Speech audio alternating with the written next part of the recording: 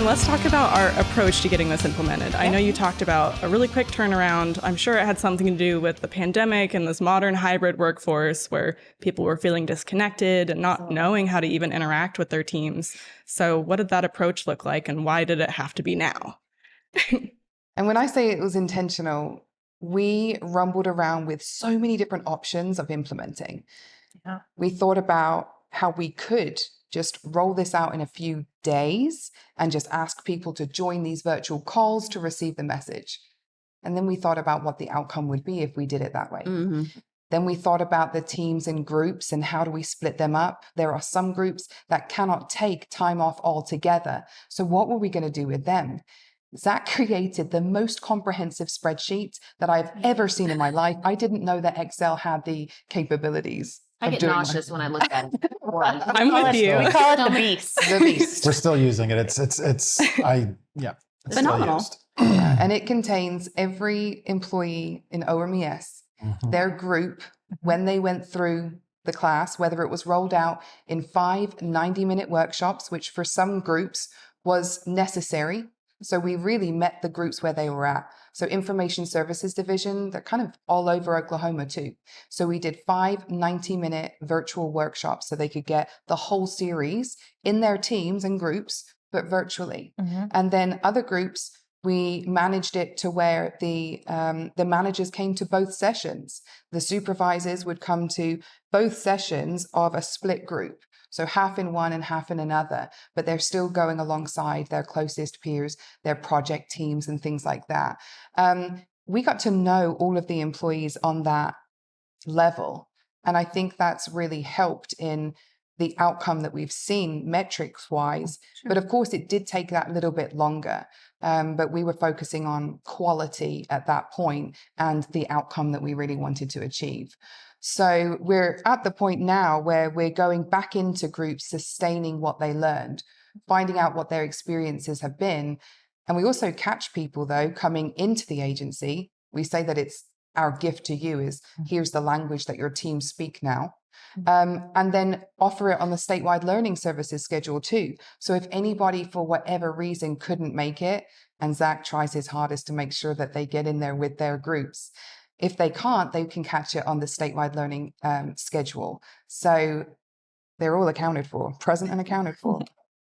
Yep, all new employees are enrolled in it. And it is mandatory if you're listening to this. We know he's not come. We have that list.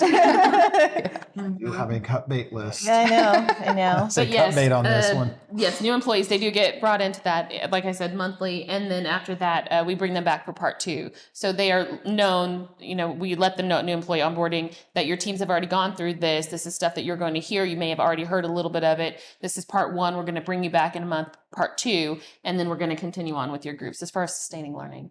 And Giant Worldwide give us the freedom to chop the curriculum up how we see fit to serve the needs of our groups. And I love that because not all curriculum or companies give that freedom to you. Right. So they're advocates of us and what we do and how we teach it.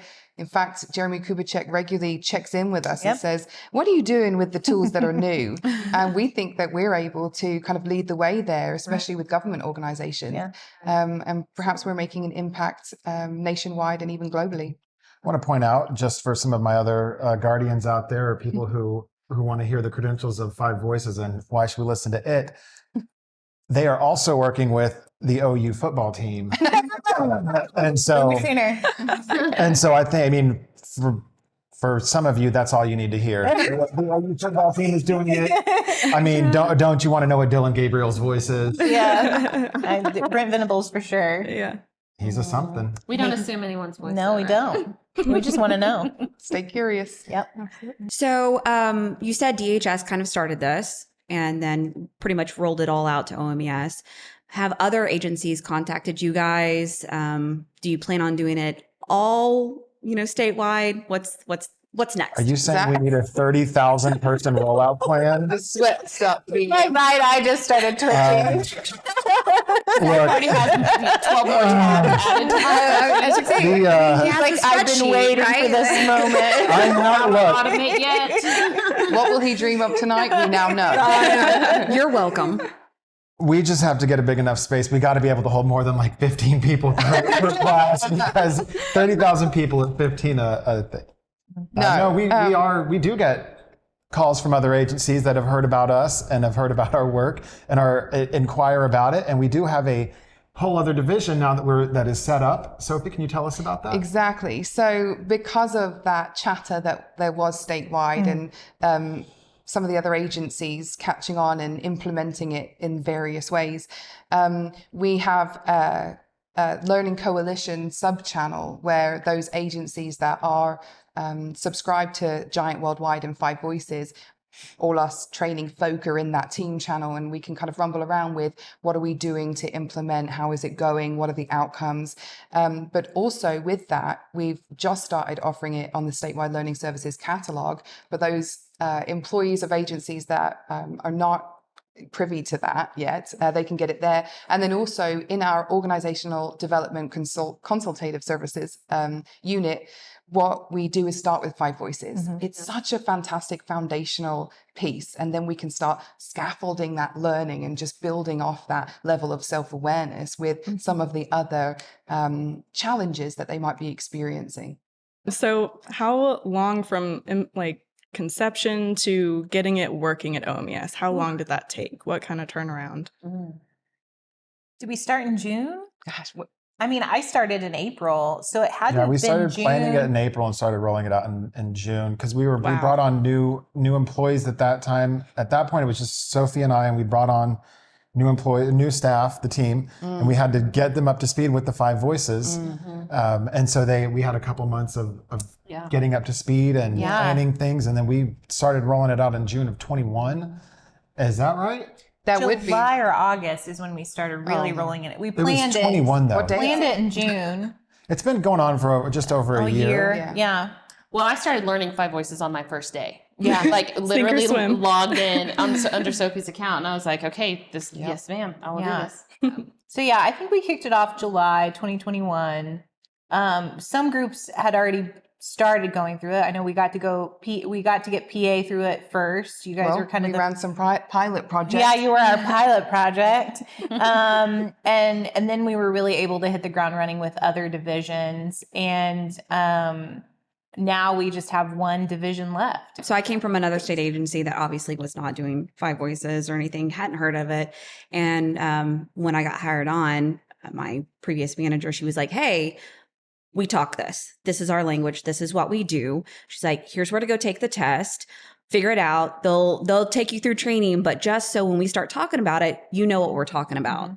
And so it was like very, like you were saying, eye-opening, because I was like, oh, like, so I'm a connector and I love to talk to people. And I was like, that totally makes sense. And my boyfriend is a guardian, which is my nemesis voice. And once you learn that kind of stuff, you're just like, man, this all makes complete sense, with everything. Why certain things he does, he always does, drives you crazy and doesn't seem to drive him Right. the slightest bit. Right. You take less things personal, right? When you see like this is someone's core being, their accidental self, like what they're doing or their behavior is actually not, it may be reflective of me because I might be their nemesis voice. So I might also be triggering to them, but it really isn't about Christina Czigorowski, right? And that is so much easier to be in a meeting or in an argument with your spouse or on the phone with your mom when something gets triggered in that way. And you're like, okay, they're coming from, I'm a future oriented person. So being like, okay, they're present oriented. I need to try to influence them in this moment about talking about things about how it would impact them today. What's in it for them now versus painting my big picture that they don't even know how I even got the paintbrush, right? They're like, where did that come from? And so I've learned that makes things so much easier in the workplace and in relationships in general when you're not taking it personal, when you're just like, this is this person being themselves. I can accept them. I can appreciate them. I can value their questions. I can value who they are. And I've been given the same space to be equally as valued, right? And you create these like superhero dynamics. Yes. Where if in that accidental space, you would have nothing to do with each other, It'd be especially in so the workplace. toxic. It would be very toxic, yes, and have that bad exponential impact. And it's like rippling toxicity around these teams. And we've seen it happen. We've worked in those groups and we've left those groups. But instead, when you can learn to harness and value the contribution that your nemesis voice brings, you end up being in this superpower dynamic where you can achieve more than you've ever achieved, really accelerate, so do it in a much quicker time frame and have a bigger impact. Did you just explain why maybe we do find ourselves with spouses of nemesis voices? If you can work it out well, superpower. End up being a power couple, and it's power of, when they're up or when I'm down, they're up. Come on now. We're both. That's what my wife and I have. We both can't be down in the dumps at the same time. Like you have to have one of us has to be the cheerleader. One of us can be down. Yeah. I will say, like, coming on to a team that was part of us are full-time telework, learning this, and because you can speak to somebody through a computer screen, but you don't really get to know them, right? But learning the 5 voices, I was like, oh, okay, I get to why, their communication, I can understand it better. And it really did help me feel like more part of the team, I think, faster, especially when you're not physically present with people. It could take years otherwise to learn those tendencies of the other person and where the tendency's coming from, because we judge people off their behavior, even though we want to be judged off our intent. Our intent's always good, unless, you're a psychopath or just a very evil person. You're not going out there deliberately trying to ruin people's days, yet our tendencies ruin people's days. So you're able to, like you said, be able to determine that the behavior was due to very likely a group of tendencies associated with their voice order, as opposed to a personal attack on me, right? Makes all the difference. Something we talk about, the platinum rule, which is the golden rule. The next step after the golden rule, the platinum rule, is treat others how they want to be treated. And the 5 voices really helped me see that, everybody doesn't want to be treated the same way as me. I mean, it sounds dumb, but it's like, I'm listing these numbers off to you in a very concise, clear way. I zoned out at the first one. How is this not making perfect sense to you? I have gone over the steps with you. Why are you not on board with me? And then realizing that, that's not how they... I'm treating them how I receive information. That's not how she receives information. Just give me the big picture. Does it look good? And the 5 voices helps you understand. Feel? About how your other coworkers, then their tendencies, their preferences and values, and helps you shape how you interact with them. And that's where the teamwork dynamic comes in, about reshaping the culture of a team and making a well-functioning team. Absolutely. My favorite part as a facilitator of the 5 voices are those aha moments that people have while in the class. And so when you're speaking or when you're teaching or conveying an idea to the class, when they say aha, and you see that almost emotional reaction, then you're hitting something. And then you can kind of build off of that. And then, in the conversation, the way we lead our classes, it's very discussion centered or centric. And that shared learning is amazing. And then also, again, that's why, Zach asks all the questions. So now when he comes to me, and we're colleagues, we're not married, but we get along so well now, this should be my nemesis voice. But now I can ask him some questions and get those answers. And he is far more dedicated to sourcing out that, getting in the details, whereas I'm losing interest already. Whereas he comes to me, hey, how's it going outside of work? And I feel so valued by that. And then he can, use me for what he needs me for work related, after not use me, but he's more competency. I'm more character focused. So it's just really interesting. You said the aha moment. I think I remember hearing a story one time about like an aha moment from somebody who maybe recognized something in their father. Do you guys remember that? That's Natasha's story. Yeah. May I tell it? Are we good? Yeah, go for it. So this was a woman who had said she was a nurturer. A nurturer is a very people-focused, people-oriented person, very relational oil. They're just, they're on good terms with everybody. And that's what she had been. And so we talked through the voices, and then we get to pioneer. Pioneer is a strong, natural-born leader, very decisive, very future-oriented. A nurturer is present-oriented. So these people Natural nemesis. They're very like polar opposites, kind of, sort of, so to speak. So I'm describing the pioneer voice, and when I describe the voices, I kind of am like, is this resonating with anybody? You know, what are you thinking? What are you feeling? You know, and I'm inviting people to talk. And so this woman who was a nurturer, she's starting to get a little fidgety as I'm talking through the pioneer voice. And I was just looking at her. And again, you start to read people whether or not to call on them, because again, we have to respect their personal experience of self-awareness. It's not always easy. So she's kind of getting a little fidgety, and then she starts getting emotional, and I'm more so talking about pioneers, and I'm like, gracious. So she makes eye contact with me and we lock eyes, and I was asking people their experience of pioneer, and she raises her hand, and you know, I called on her and I was like, would you like to share? And she goes, yeah. And she's visually, you know, emotional. I said, what's going on? And she goes, well, I'm a nurturer. I already said that I'm a strong nurturer, but my late father was a pioneer, and I didn't know that. And her father had passed away 2 months prior to COVID. And so she starts crying a little bit, and she was like, he was a pioneer, but his whole life he had been told to sit down, shut up. You don't have the answers. Be quiet. And if you know anything, when you learn about the pioneer voice, they do have answers. They have a very valid voice. They are natural born leaders. We need to know and hear their voices. But again, we talk about nature, the way they're born, nurture, the things that they've gone through in their lives. We still have a choice at the end of the day. He was nurtured into not being who he naturally was. And so she says that he was always told as a child and growing up to sit down, shut up. You don't have the answers. So he was not his true self. But the only time she did see him in that space is when his wife encouraged him to take the lead. And she said that's when Dad would shine. He would flourish. He would make decisions that were really great for our family. And I just affirmed her. I thanked her for sharing, you know, my condolences about your father. But I love that you were able to see that aspect of him. That's why we're here. Sure. That's why we're learning about the 5 voices, because everybody has all 5 voices in us. Every voice matters. There's a seat at every table. Pull up your chair. You're welcome here. So bouncing off that idea, it's like this inclusion of perspective and respect 100%. for it. And in line with the Nemesis voices, and I think on our team, we have at least one of every voice. Yeah. Can you talk about like why that's important? Why it can't just all be connectors or all guardians? Like, I mean, that room full of connectors would be amazing. I was like, no. I mean, sign me up for that. When and where? And I already know what I'm wearing. I always say take a connector as your wingman to a public function, so then you can watch them flutter around a room and you say, I'm at the bar, thank you. The 5 voices talks about our strengths and our tendencies. And so each voice has its strengths, but the 5 voices doesn't place value on those strengths and tell you which strength is better, which voice is better. It says, you know, they all bring something to the table.